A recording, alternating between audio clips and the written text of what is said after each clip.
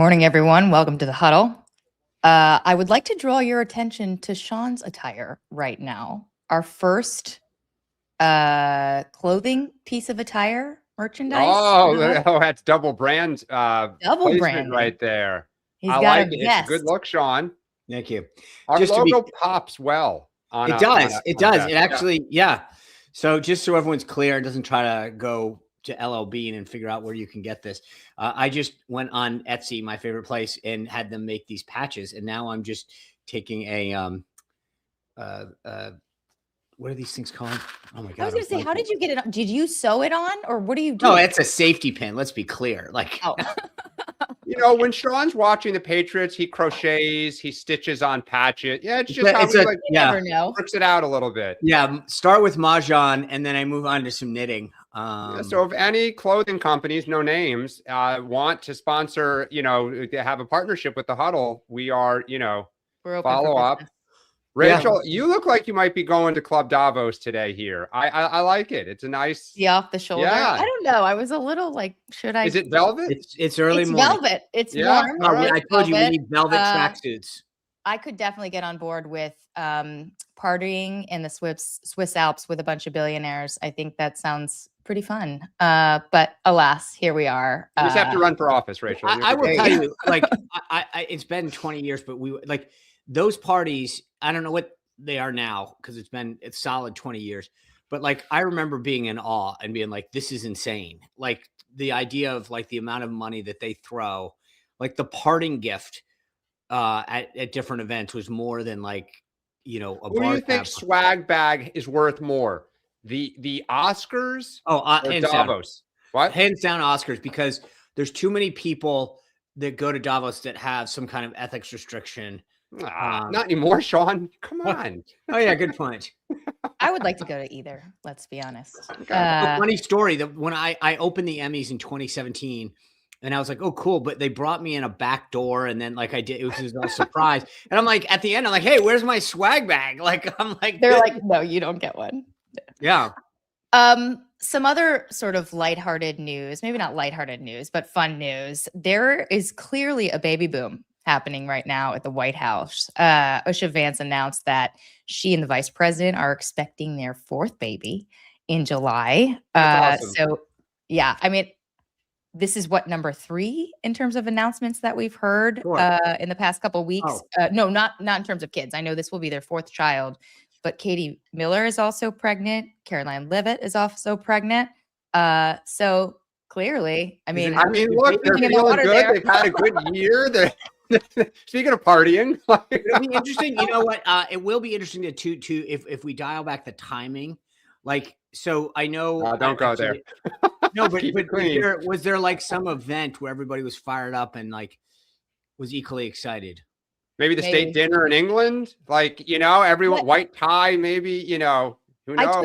I tweeted about this yesterday, but when this news came out, I was thinking back to Meghan McCain's interview with Usha. She talked about how, even though they have 3 kids, very little kids, and they're, have this very difficult job, they don't ever allow screen time. Even on a plane, when the kids are you're trying to keep them from screaming and from running into the aisle, they just don't do screen time. And I remember thinking, oh, I need to do that more. I feel like a terrible mother listening to this. So, I think what's remarkable is, I speaking of putting stuff on X, I asked the question, who was the last VP or sitting president to have a child in office?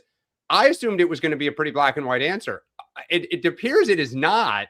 There, it sounds like JFK, lost a child and may have technically, had a child while in office. Well, not technically, but for a few days. But then I saw Grover Cleveland was somebody threw out. But Sean, you've got new reporting here. It's funny to your point. I thought this is an easy answer on vice presidents. There are some that say that he will be the first sitting vice president to have a child in office because there was someone who was pregnant while in office and the child was born after. But Politico reporting that, at least in Playbook, that he'll be the second Ulysses Grant's VP. Fox saying that it's the first.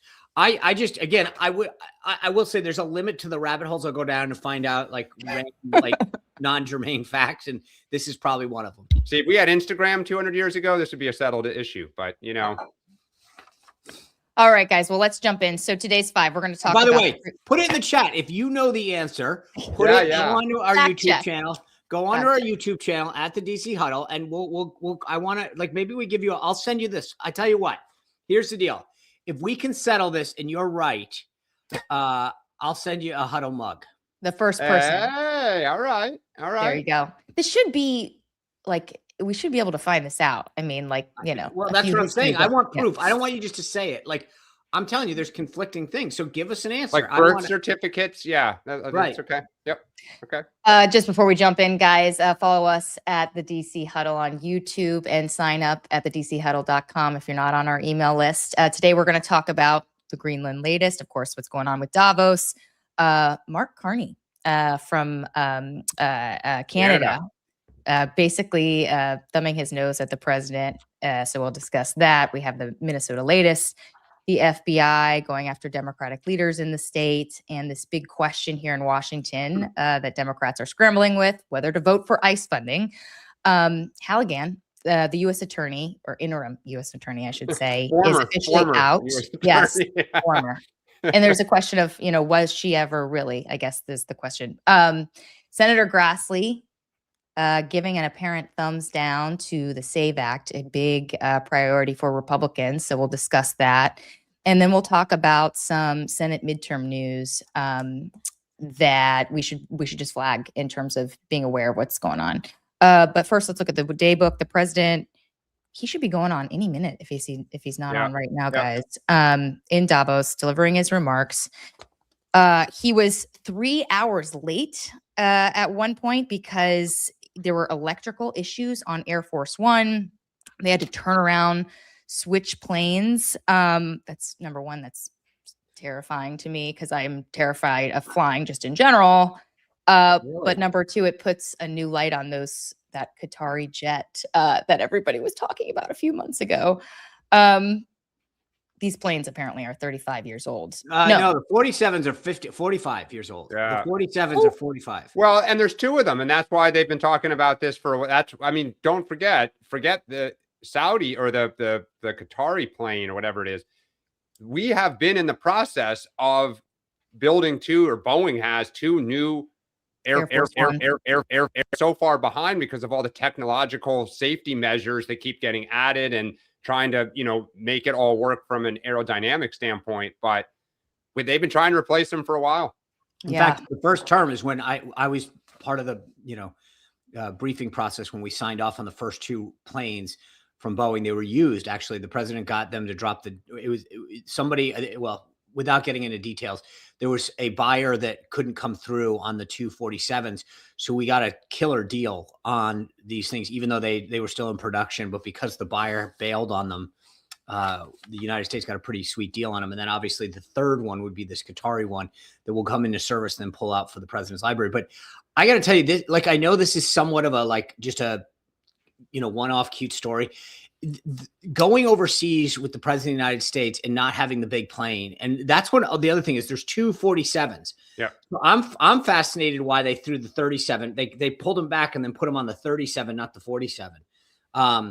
Which is sort of, to me, interesting because both would fly at the same time generally.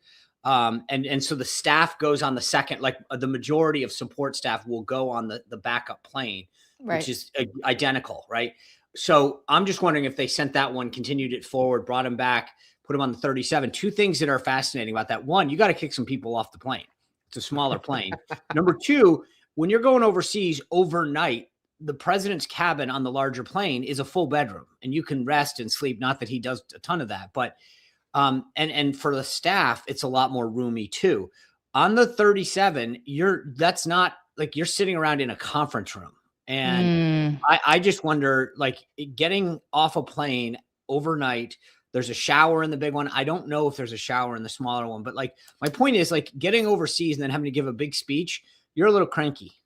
And not only that, but he didn't sleep much the night before, right? Wasn't it the 2 night before a.m. that and he then got did an hour. Correct. Yeah, he left the game and- That's going to get to one of the topic I want to get to, when we discuss all that. And that is sort of what kind of mood he will be and when he talks to a lot of these world leaders.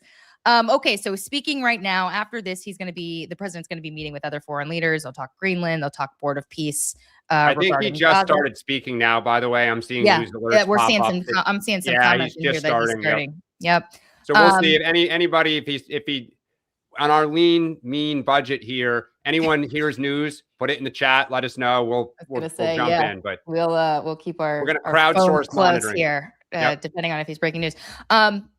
In this speech, at one point, it was framed to be about economic issues in the U.S. Affordable housing in the U.S.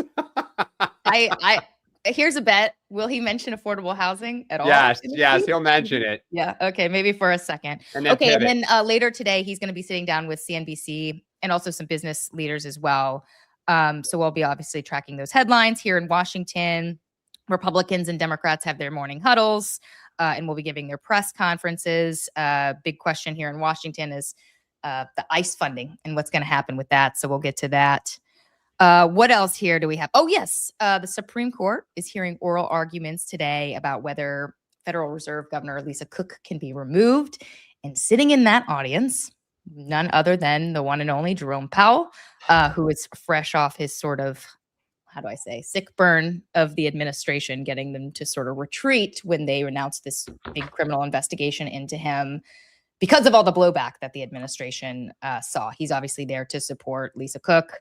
Do we think there is a Truth Social post today regarding Powell's presence? I vote yes, particularly because he's cranky. I don't think that will sit well with Trump. But he's so busy right now. I think he's got other things on his mind. Come on, social media is at your fingertips.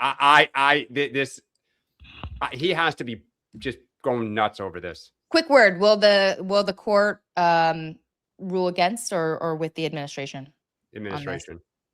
I believe administration. Although this is one where I believe that there's a possibility that it's a split decision in that they say you can fire her, but you need to go through the process of giving her notification. That's exactly what I think they'll do. Yeah. So they're going to say he has the authority to do it because the statute says cause. Right. So they're going to say you need to treat it like a normal HR situation where you need to give her notice. I investigate it, right? Like at this point, it's just an allegation that hadn't been linked with. And that's my understanding from somebody who's very familiar with this case. I'll just leave it at that. That the biggest mistake the administration made was it, just like in an HR case, the person accused is given a chance to rebut the allegations, and then you have a process to then make a determination. The administration in this instance jumped it, never went through it, and that is a hiccup, but it's just a hiccup. The bottom line is they will rule. He has the right. Hello, Spicer versus Biden, and go forward. Yeah, the thing that's interesting to me is this is where I think the Supreme Court wants to be, seen as less political because, as you guys know, like if you're a at-will employee in a right-to-work state, there's no process that you have to be given. Your boss can come in and say, "We think you're rude to employees. We don't like what you're wearing to work, and you're fired." Like that you may not like it. It's not criminal, but that's cause, and that's an employer's right. I don't, but I do think the court doesn't want to look like they're giving the president too much, and they're going to say, "Well, we think this, and here is how we think you should have done it," and so that's where I think it ends up. But he has the right to do it, and they'll just say, "Go through a better process." Well, we will be watching closely. Okay, guys, before we jump in, let's do a quick note from our sponsors. I will start. Once again, question for you. What if your only New Year's resolution was to just get better sleep? Imagine how much more energy you'd have. You'd handle stress better. Pretty much all your goals would be easier, whether you're the president trying to take over Greenland or Dan debating Sean on our show, The Huddle. That's why you should start 2026 the smart way with CBD from CB Distillery. Over 90% of CBD customers say they sleep better with CBD, and that's tough to beat when you think about it because you sleep better, everything's easier. And CB Distillery has options for more than just sleep. You can get something for stress relief, for mood, or for pains after your workout. They say the creams for muscles and joints are really great. Everyone is raving about them. And you can shop by benefit, so it's easy to find what you're looking for. But of course, we should specify that product availability depends on your individual state and the regulations therein. Everything from CB Distillery is premium quality, third-party tested, and free of artificial dyes and fillers. And they have over 2 million happy customers and 100% money back guarantee if you're not satisfied. So if you're ready to start the year right and sleep well, go to cbdistillery.com, use my code HUDDLE for 25% off. That's cbdistillery.com, code HUDDLE, cbdistillery.com. Yeah, once you fall asleep, Dan said it the other night, get those pajamas on, get comfortable, because that's the way to go. Dan, you noted it. You don't have the right pajamas. And you know who's got great pajamas, Dan? I do. Cozy Earth. And by the way, if you're in the Northeast, it is going to snow this weekend, where we're going to have a blizzard. Like, there is nothing better when there's a huge snowstorm than being in your pajamas for, let's face it, almost the entire day. You want that blanket if your kids are out and they're sledding, they're out playing in the snow. They come in, they're cold. You wrap them in the bubble blanket, give them a little maybe hot chocolate or something, maybe a hot toddy. Everyone's happy. Everyone's a winner. But Cozy Earth, their products are phenomenal. Sean and I are not joking when we say this. In both our families, they are huge, huge winners.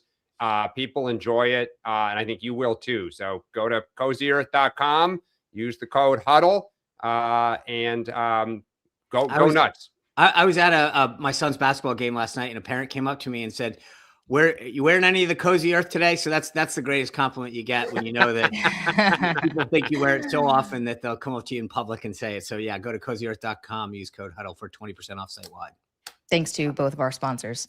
All right, let's talk about Mark Carney and the coal mine here and the cost of the divorce. We're talking about Davos and Greenland. So a big question on a lot of these world leaders' minds right now, as President Trump is speaking, and they're going to be talking to him later on, is, which President Trump is going to show up here? There was some writing about this overnight last night. Is it going to be the president who will literally threaten Colombia one day and then the next day have a great call with him and praise the guy? Or is it the president who makes a threat? If you don't follow through, you're going to get Maduro'd. Which president is it going to be? Sean, I mean, despite complaining about a lot of, Europe and these European countries, he does have good relationships with some of these people, right? And what are you expecting in terms of his mood? I know you mentioned that the plane is probably going to piss him off. I will say it depends on, because look, I'd be pissed if I got on that plane and found out 45 minutes in I got to turn around. That I'd be upset. So I could see him being pissed and cranky. So that's not helpful if you're a world leader when you get off that plane. And you mentioned the night before he got back at 2 a.m. from the College Football National Championships. He did a 94-minute stem winder press conference yesterday. There's a point at which, you're cranky. I get cranky after doing the show. So look, that's number one. Number two is the key word you use there is some. And so you've got all these world leaders, all these foreign ministers, all these pundits, media types, CEOs and foreign leaders. And so let's just say 4 out of 10 are going to be great friends and supporters and 6 out of 10 aren't. Something's going to set them off. And the odds are not in the favor of the European leaders in terms of who's around him, who's saying something. He's going to tee off on somebody or someone's going to tee off on him and he'll react. Speaking of setting him off, we know that if there's one thing he doesn't like, it's to be slighted. And, you had Canadian Prime Minister Mark Carney basically use his speech to chide the U.S. He didn't, call the president out by name, but he basically said the world order right now, as we know it is, or we used to know it, is dead. He said that we now live in a world where powerful nations are abandoning, their diplomatic traditions and just pursuing their own interests. And it sounds like he's leaving without meeting with the president at all. Dan, react to what he said. Do you expect other world leaders to take this kind of tact, or are they going to be more kissing the ring / kissing ass? Well, I mean, look, it's an open question because you had I think it was the president or prime minister of Belgium basically saying, at some point you have to have some self-worth and stand up, and you can't just keep getting treated like this. And of course, the irony is, the Trump administration would say, look, that's what we're doing, right? I mean, Sean has made this point. I think the big thing here with Trump that I'm going to be really fascinated about is we've talked about this for a while. In a vacuum, Trump is right? Greenland has a strategic importance as the ice caps melt, as there's this race for rare earth minerals. And from a military standpoint, access to the North Pole for submarines and everything if there's a global conflict. The question is, has he gone too far in his tactics? Because you sense that the Europeans are like, that's it. You've hit us around so many times, whether it's on tariffs or our budgets. Let's go back to J.D. Vance's speech in March to start off, when he basically said, you guys need to change how you operate on multiple levels. And the financial markets, which have kind of been, to be candid, this taco trade of like, they don't really think Trump is serious on a lot of stuff. So the markets have kept going up. Kind of said yesterday and Monday, whoa, no, we're not okay with this. But they still kind of think he'll back off. So I think the question is, does Trump try to declare victory? We've always asked, what is the deal? What is the deal that he will get to say, this was worth it, and the United States has benefited from all of my actions, the art of the deal? I think he knows that he might have gone a little bit too far. But the question is, he's certainly not going to back down entirely, but he's the master at saying, I won. Well, not just that, right, Sean? Do you think he thinks he got over his skis a little bit on this? I've never known him to actually think that. Like he doesn't, and if he does, it's in his head and never shared with anyone else. But I do think that if you go back to, like, we used the NATO example for a moment, everybody was appalled at how he was deriding our allies, and then they came up to 2%, and everyone said, like, wow, he got what he wanted, and this is a better deal. Then he got 5%, and they said this is a better deal. At some point, I think he looks at it like, these are tactics to get me where I want to go. And once we get a deal with Greenland, you're all going to say, hey, it's actually not a bad thing. And we'll forget the process that it took to get here. I think that's probably more of the thinking. They've got to be feeling, the domestic pressure at least a little bit. Because, like Chief of Staff Susie Wiles, we were just texting about this on the thread before the show. She told the pool shortly before they landed that the president was going to be traveling Tuesday to Iowa for an economic energy focused speech and will make weekly travel around the country ahead of the midterms. This shows that, look, they know some people are not happy that they're going to Davos, that they've been talking about foreign policy a lot, and they know they have to pivot back domestically. Right, John? Yeah, that's part of it. And I think the second, we did this in the first term. He wants to get out. The bubble kills him. Yeah. He wants to feed off the crowd. Yeah. He wants to be out there. So I think part of it is him. He wants to get outside of DC. He does not like sitting around the White House. So it's a little bit of everything. It's, great. You get outside, you help these guys raise a ton of money. You keep engaged in maintaining the majority, and you get outside the bubble. So I think it's a win-win.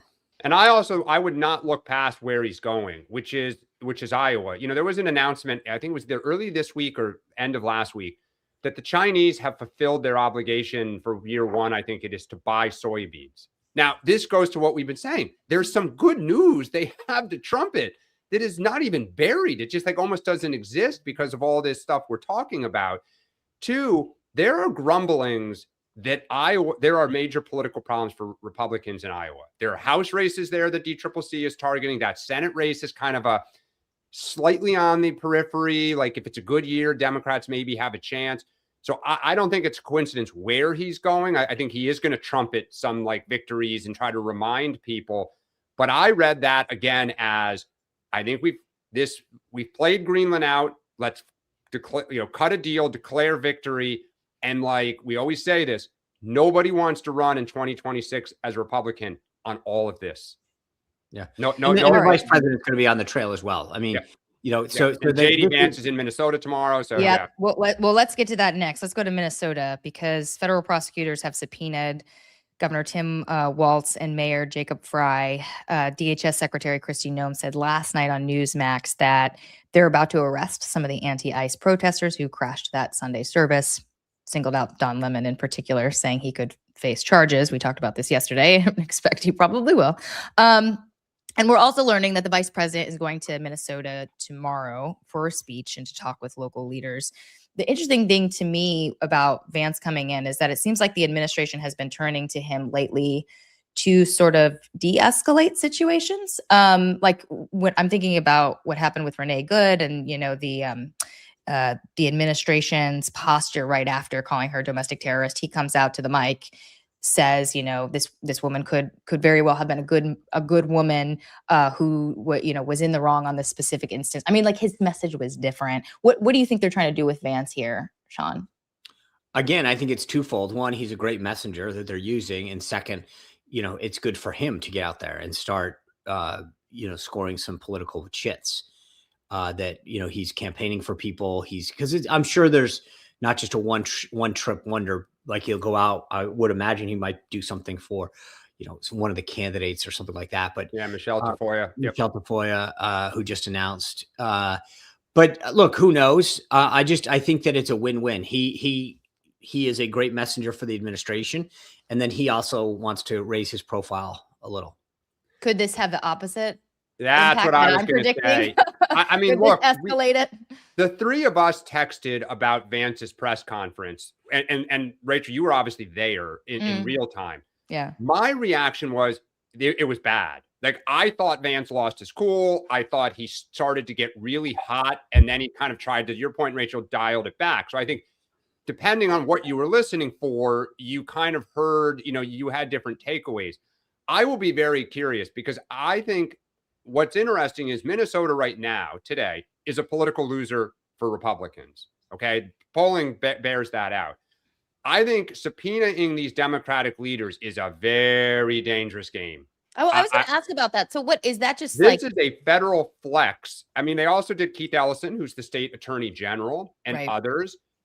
I could see an instance now where if you have a conservative media personality with a cell phone camera at doing an anti-abortion thing and going to an abortion clinic, are you going to now is an administration going to say, we're going to go arrest them? We're going to now like go after people. So just to be clear, the Biden administration did go after people using the FACE Act. I mean, they were horrific. If you interfere with abortions, but there's no law. If a church door is open, you can walk in. That's not true. No. It's simply okay. Well, we're gonna find out. But if they ask you to leave, that's a different story. But I think I'll be curious what Republicans say.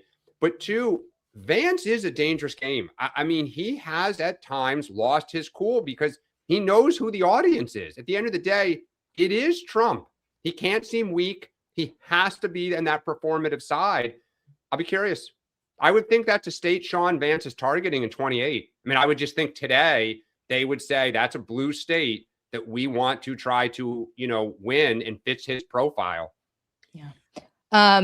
Yeah. I mean, we talked about his speech. I definitely didn't get the impression that he was losing his cool in that press conference. I thought he could have been a lot hard. I was expecting him to be a lot more of a firebrand, but that's neither here nor there. It's funny. I mean, again, we talked about this at the time. I have a very different impression. I thought he was pitch perfect on that. Losing your cool to me means getting frustrated and flustered, and that wasn't. His voice got loud. But it wasn't.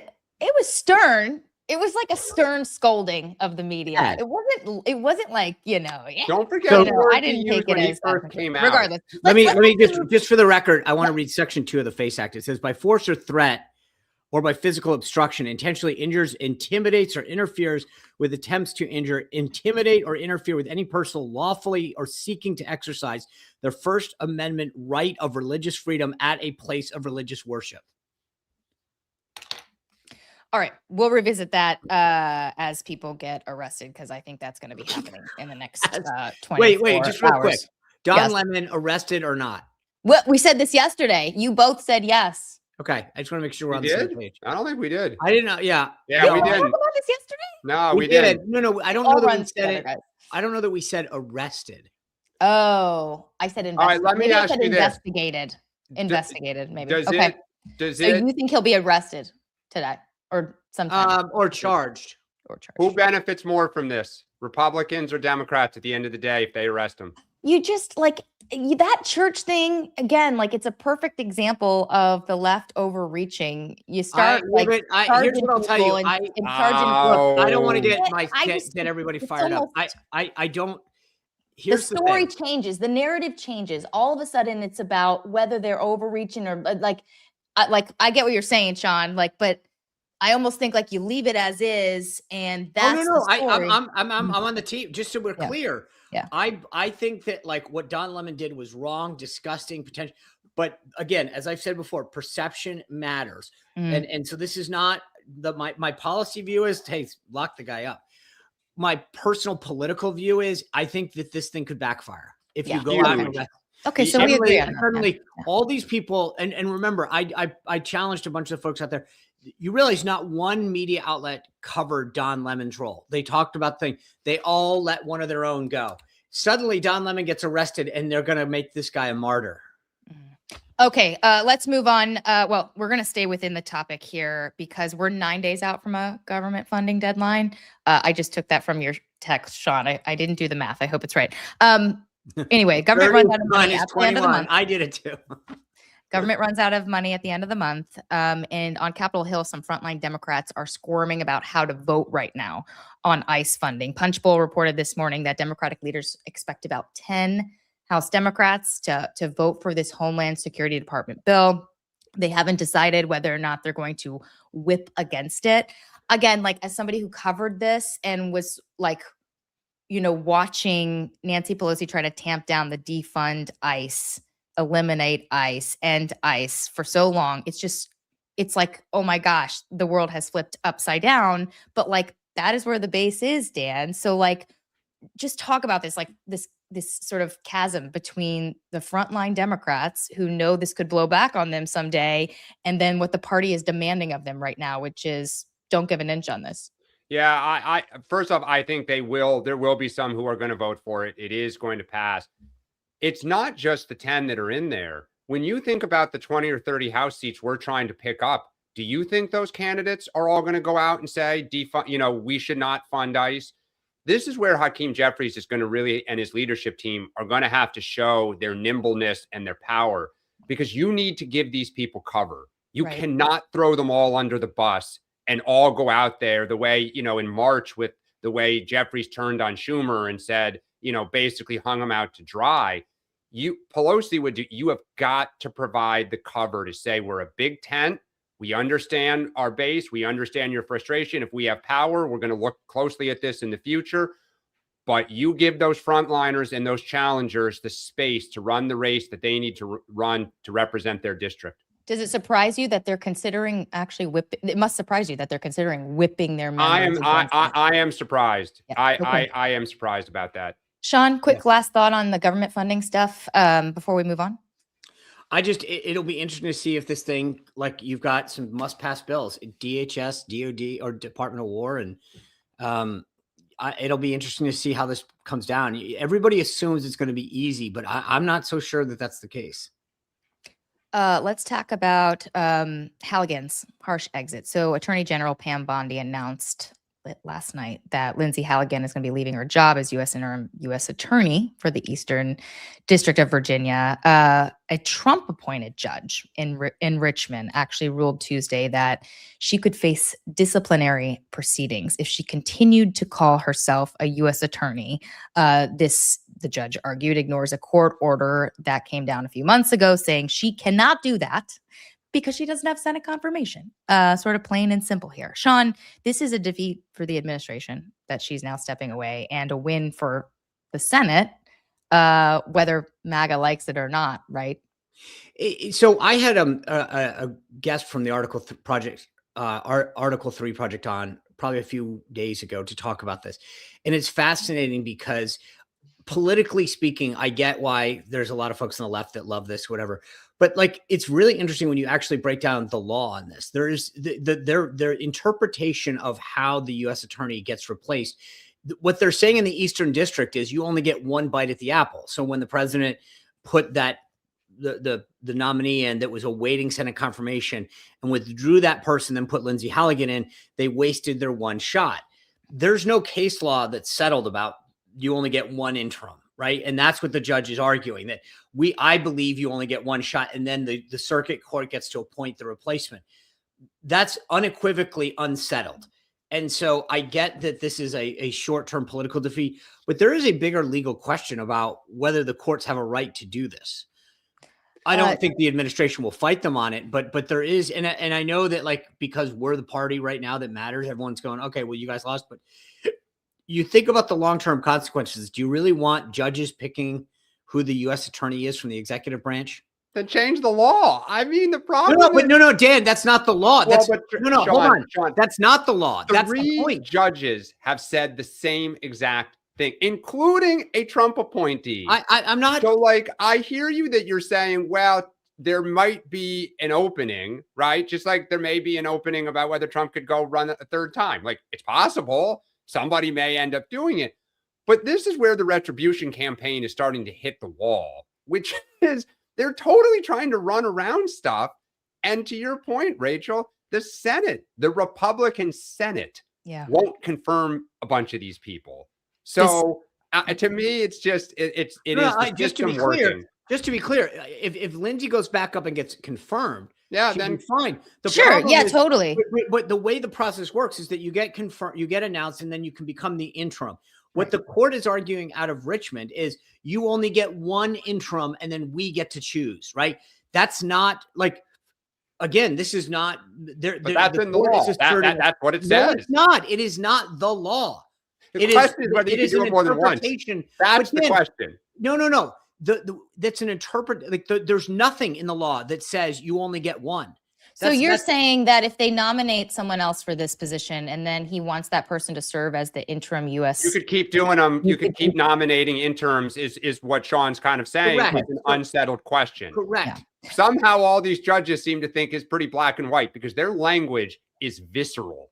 Well, but it's also interesting that people are focusing on, the court here. Sean, you're going off against the courts here, but obviously there's Senate Republicans themselves have upheld this, the blue slip tradition, basically allowing senators. That's the bigger issue right now. Yeah, the home state. So for those who are not familiar with this, in the Senate, if you have, a senator from a state where someone is nominated to serve, they can object. They can say, even if they're from the other party, like, we don't want this person, give the blue slip, and then that person cannot be confirmed. So it's sort of this old antiquated practice, but Senate Republicans say, if you get rid of it, it hurts us when Democrats are in power. We can't object, and we can't stop liberal judges from being appointed. And so it's interesting. And that goes to the old Southern states wanting to see who those judges were that were going in. It is about power.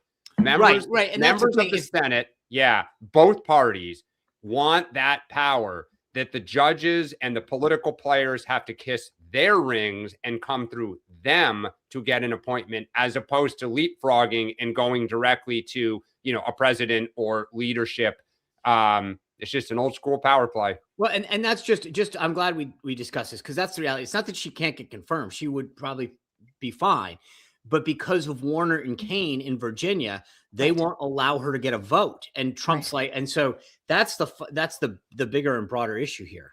Yep. Speaking of Senate Republicans and drawing a line, our next topic, Senator Chuck Grassley. This is really hot on the right now.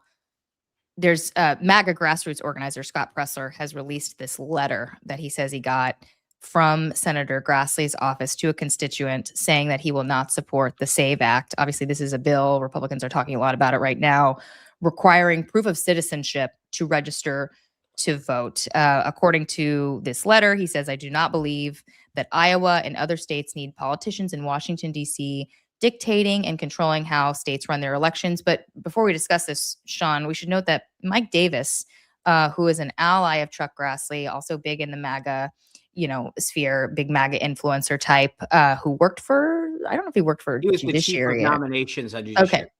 Yeah, so connections. He's out there saying that this is being misconstrued. He's saying that Grassley is just talking about a Pelosi effort in the past to make it easy for Democrats to, quote, rig the election. So the law can only apply to one party.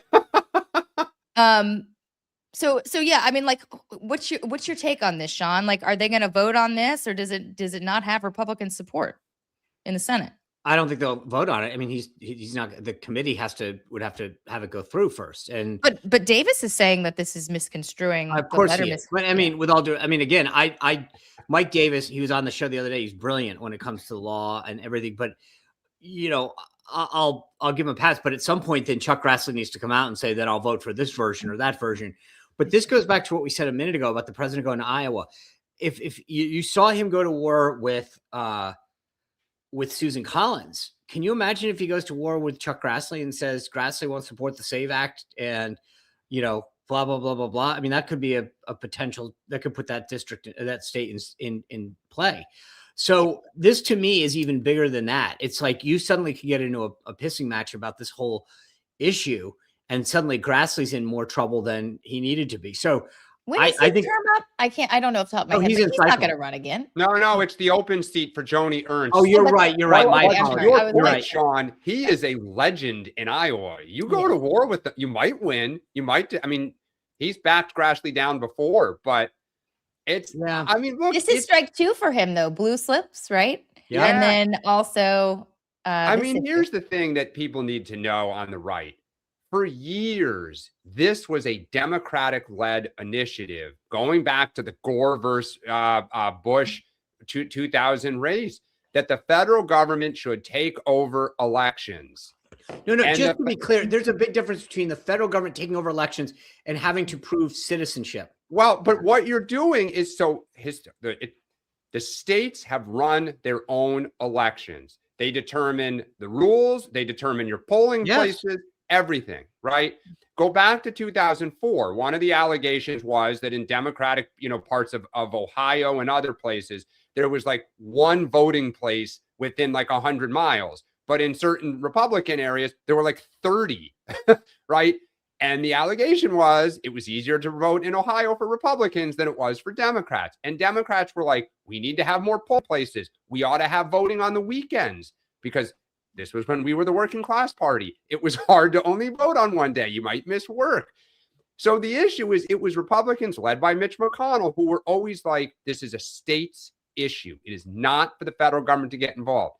I would just say, if you were to pass this, will you guys rue the day that a Democratic Party comes in and says, we're going to have voting for the entire weekend. The people of Greenland and DC are going to get votes. And I'll tell you this, I will say two things on this. One, if you think about like just post 9/11 last year, we finally implemented Real ID, right? So on driver's licenses, so every state can do this. So by the way, that's requiring states to have to still that we required it with driver's licenses. We said, great, you want to get on a plane, you want to go to a federal building, you need a Real ID. So you still administer it, but here's what you need to do to get the Real ID, and here's what you have to have. Do you want to go to a federal building? You want to go on a past TSA? You have to have it.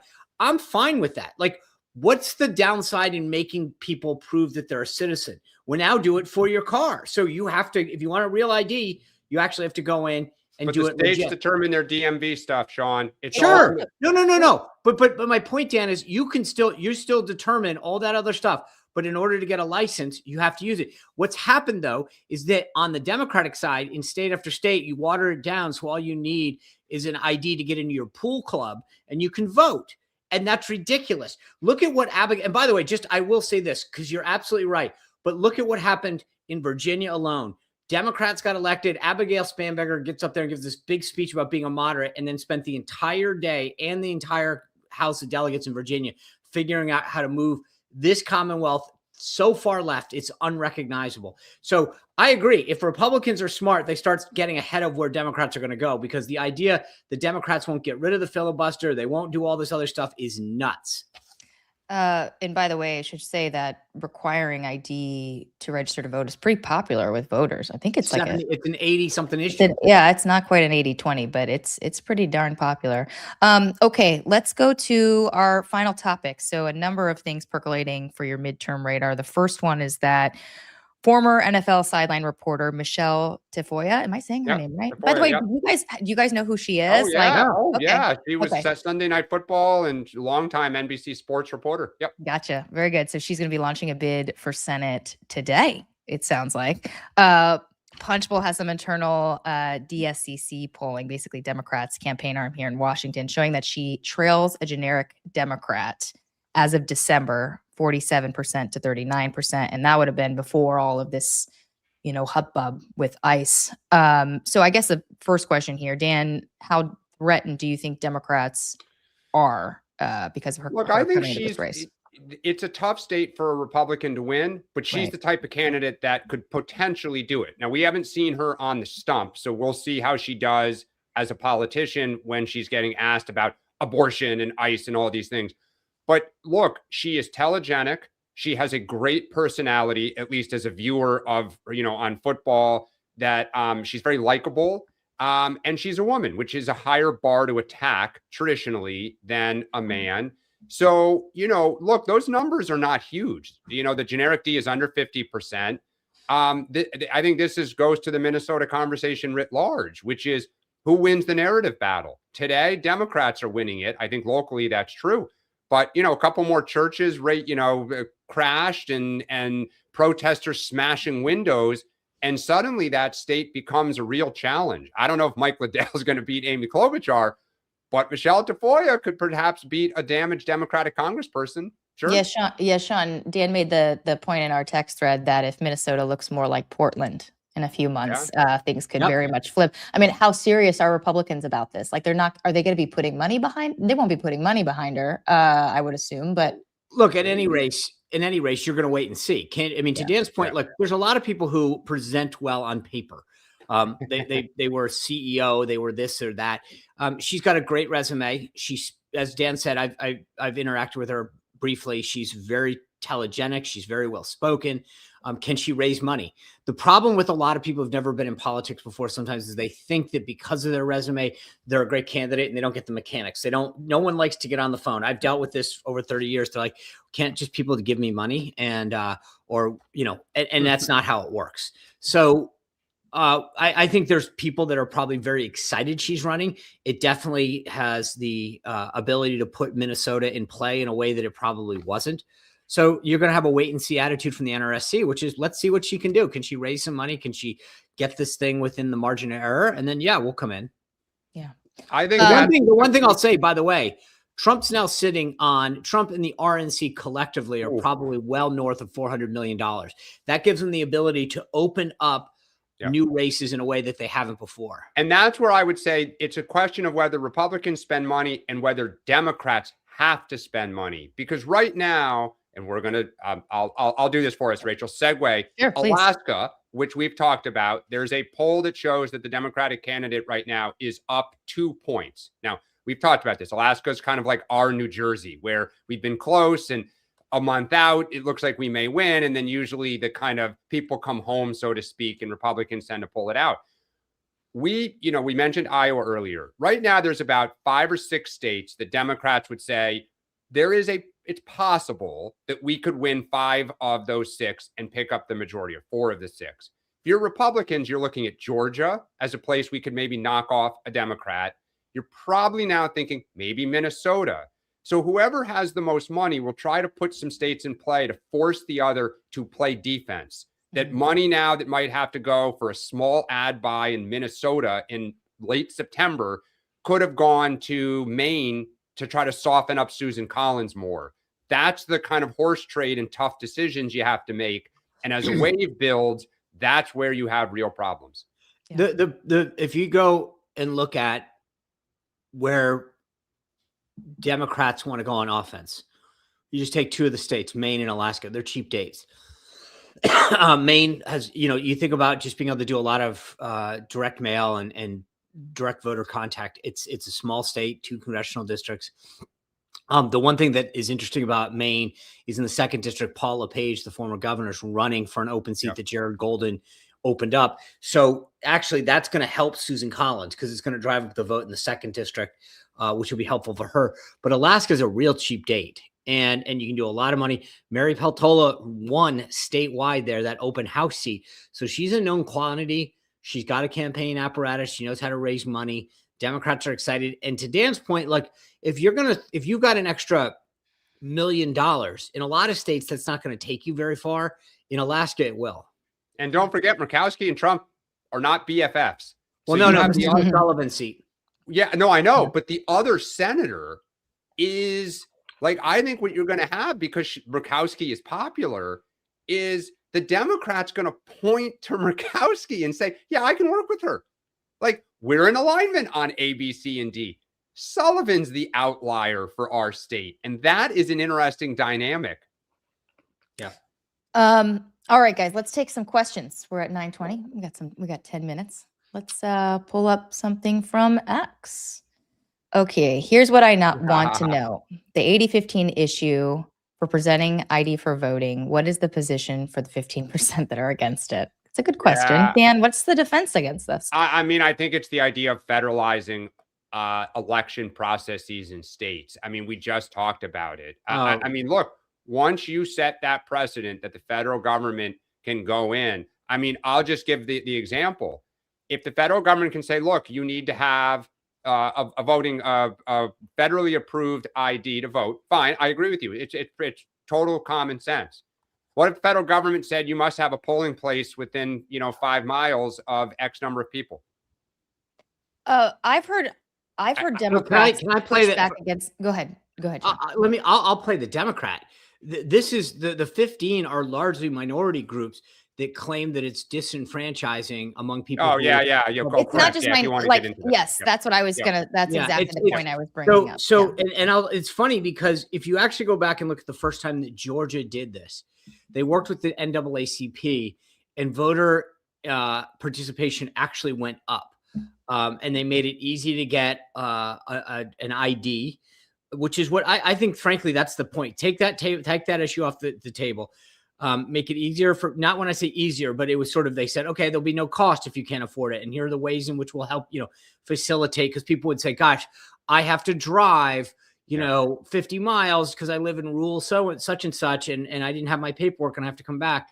Again, to me, it's an issue that can be overcome fairly easily, but that's where the major. The other voter group that's historically had problems with this, the elderly, because they don't have driver's license anymore. It always, Sean, in Florida and places, you had elderly groups. I think it was, I don't remember if AARP had problems with some of these initiatives, but to Sean's point, it's about, it's low income people, and they often were people of color who were complaining, and the elderly. So one point that I would like to make on this, if it's a federal election, then the federal government has a role. They do. They oversee military ballots. The DOD runs that entire operation for all the states.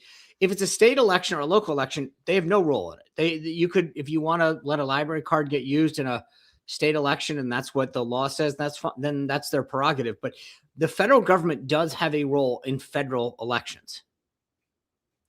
Clip that, please, for in 2.5 years. You can keep it. Let's bring another question. Okay, Doge finally admitting that they did steal Social Security numbers for nefarious purposes. I saw this headline. I didn't get a chance to read the story, but yes. Yeah, I don't know if it's that they stole. I mean, that's a little bit of a harsh word, but your point is right, curious observer, that it's like by the way, amongst the hurricane of content here, that there were always one of the pushback allegations was that Elon Musk and people were going deep into the computer systems and wanting access to certain data, perhaps one, information they shouldn't have access to, and two, what were they truly going to do with this, and was there barriers to prevent this from hopping over into some of these private enterprises that various people kept roles in, or in Musk's case, you own companies. It's remarkable. I have no doubt if Democrats win, one of the things they're going to look into is what really happened with Doge. Where did information go? What stuff was put up? And I got a feeling you will have some stories come out that will be headaches for the administration. And frankly, I think they knew it, which is why they started to get Musk out and wind this puppy down. It was out of control. It was totally out of control. They're going to have so much that they want to investigate. You think they're going to prioritize that, Dan? Oh, I do. Yeah. Oh, because I think it's going to go to look, people don't like an out of control government. They don't like out of control government spending. They don't like it when their privacy is violated. They don't like it when kind of rich companies are taking information they're not supposed to have. It's part of a narrative build of out of control, rich guys running around. And if you're trying to soften JD Vance up, he's BFF with Elon. Elon's your daddy, putting in $400 million to your race.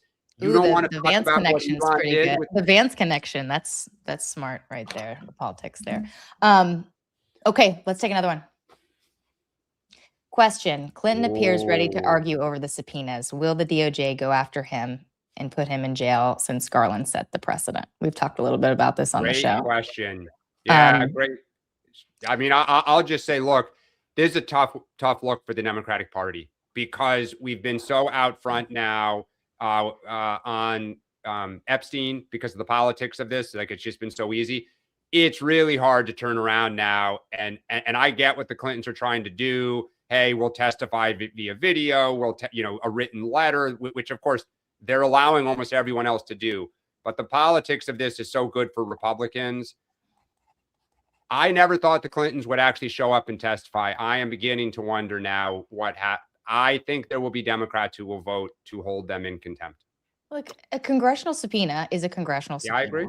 Plain and simple. You might not like the fact that the Republicans have decided to enforce them for the Clintons and not enforce them for other people. It's political. Absolutely, it's political. Congressional oversight is always political. Guess what? Congress gets to choose. Like, they get to choose. Like, the Clinton people came after me a few days ago when I was tweeting about this, when they didn't show up. I mean, we've talked about this. Go talk to Steve Bannon. I mean, like, I would be shocked if the administration didn't take this up and do something with it, a la what the Democrats did to Steve Bannon. So, I mean, what's good for the goose is good for the gander, right, Dan? Yeah. We say it all the time. And this is tailor-made for the modern media environment. I mean, because it's hard to rally the defenses when you're turning around and arguing the same exact thing in the opposite direction, or, as you say, against Republicans just less than a year ago or more than a year ago. So I thought Ro Khanna the other day was interesting how he answered it, because he said, hey, look, I wouldn't have gone after I mean, like, you either have to go three directions. One is you have to say it's different, which is ridiculous. Two is I thought that was handled poorly, Bannon and Navarro. Or three, I think they should. And I think what James Comer, the chair of the Oversight Committee, is doing right now is putting pressure on Democrats to say, you voted for this. How do you not do it? I would be surprised that the Clintons don't try to cut a deal where they come in and say, we'll do it off camera. I mean, like, I think that they have to realize, and this is, Dan has said this before, but like, I don't think that enough members have the Clintons back or care enough anymore. Like, they're not out there like, we got you, Bill. So they'll throw him. And I think that the Clintons, think what you will, they're not stupid politically. And they're going to go, if we don't have the votes, we might want to cut a deal. Sean, let me ask you and Rachel this. If you were the Clintons, and let's say it ultimately comes to, okay, we're going to have to do this, right? We have to testify. Do you want it closed or open? Closed. No, do you? Open. I was going to say, because think about Benghazi. I remember when I was like a baby reporter covering the Benghazi things, her one big ask was that she wanted it to be in public, right? I think the Republicans and didn't it backfired. Remember, she sat for 8 hours, didn't go to the bathroom. It was like trending, like free Hillary. And there was some blowback on Republicans on that. But yeah, I think she'll want to do it in public. Or both of them. But it has to be both, actually, right? It would have to be both. Yeah, it'll be interesting to see, because they are smart politically, and they got a lot of friends still around town. Yeah. Yeah. Okay. Sean, what you got coming up today? Okay. I may regret this. Oh no. All right. Whenever you start, here's a tease. Yeah. 2 years. I've never started a show that way. Tonight, it's 3-on-1. 3 Democrats against me, Dan. Mike Nellis, the former chief counsel of the House Judiciary Committee. Yeah. Yep. He's no shrinking violet.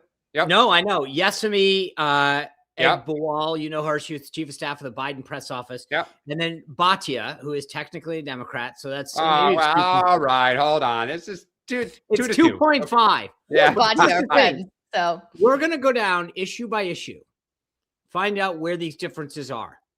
Well, I mean, one of my things, I got it on there. Should Clinton testify?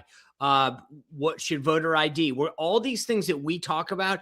We're gonna have a real discussion, 3-on-1, about whether or not whether there's any common ground on any of these issues. Healthcare, Do you have a steel cage around the Sean Spicer show, or do you just have like some gloves that you're just, you know, I you have do a few party pumps to loosen up your muscles before the show here? We're going to be doing a lot of like, also I got like a YouTube playlist. I mean, a Spotify playlist ready to go. All right. I'm going to get pumped up. Rocky music. Let's get ready to huddle. All right. Let's get ready to huddle. But I'm crazy excited about this. Maybe I shouldn't be, but we'll see. I think one of tomorrow's 5, maybe let's recap Sean's show. Yeah. Okay. Let's look at the bruises. Best hits on Sean. There you go. All right. Perfect. All right, guys. We will be back tomorrow at 8:30. Thanks for joining us. Thanks.